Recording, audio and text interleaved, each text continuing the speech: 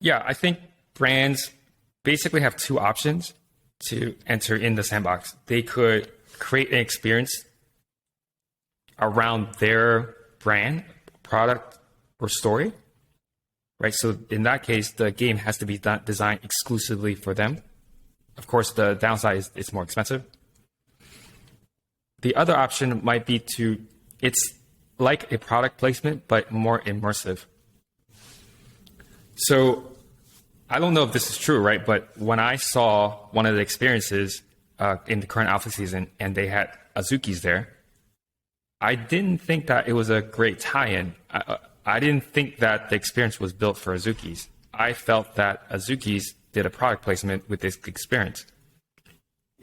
I think it's a good one because, again, maybe 20,000 people go through that experience. So now Azukis, the NFT collection, just exposed who they are, their NFT collection to 20,000 people. Right? Mm-hmm. I think that's one way to do it. The other way, I'm trying to think of like a brand, like Warner Music, like they created the single player game for one of their artists. That's cool, right? Because then you know about the artist, you know about the artist's story, so it's become more relatable for all his fans and fans that don't know about him. So I think there are two options. I think too that at some point there'll be like scenarios like Marvel Universe where if you watch a Marvel movie, there's always a after the credits Samuel L. Jackson's usually coming on. We've got some monster or whatever. I think in the metaverse you'll see some of these experiences that are like a lot of these brands will have after the game's finished. There'll like be a moment of that where they can tie into a different experience. Like, hey, you need to fight in this experience as well. Like, I don't know. I think there's opportunity for that as well. And it's all going to be tied to marketing and building a brand and trying to have users jump from experience to experience. I think is going to be very powerful. Yeah, you're talking about cross promotion. Yeah. At least that's the term. The professional term. Yeah. Yeah, that's the term we use in mobile. So I remember, let's say like a gaming studio, right? They created one game. They, in order to drive traffic to the next game, they would just put the ads of that next game inside the first game, right? And then after they create the second game, they create the third game, fourth game, fifth game. Their network of users grow exponentially because all they're doing is promoting their own game to their own portfolio of games.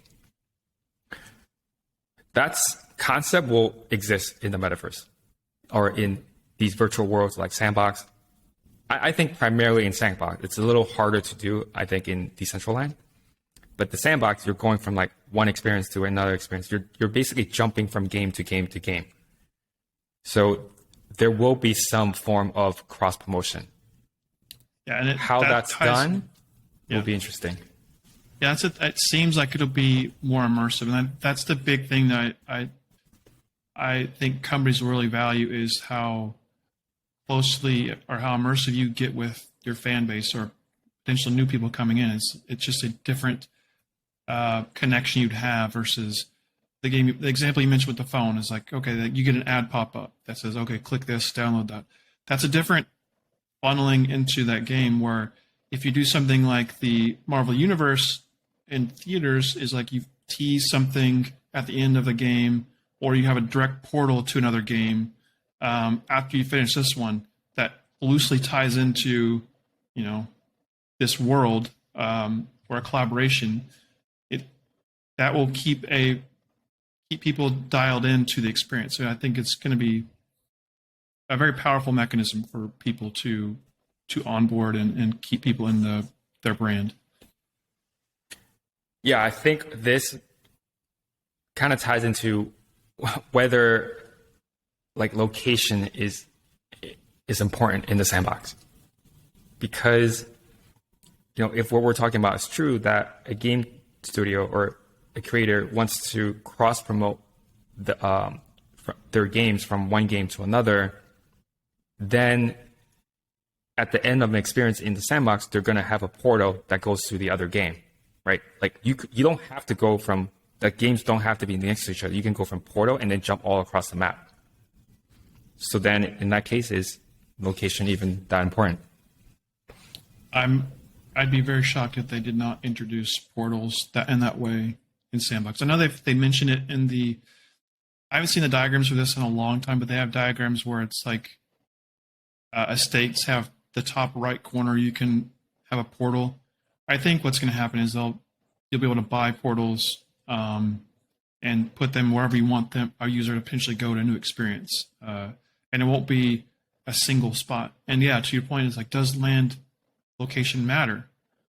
They'll have to potentially use different mechanisms to make it matter. And one we've heard about, it was an obscure interview I heard Seb talking about, where he said that they potentially would open up, like if you live by Walking Dead, you have a premium land near Walking Dead, you could use Walking Dead assets in your game.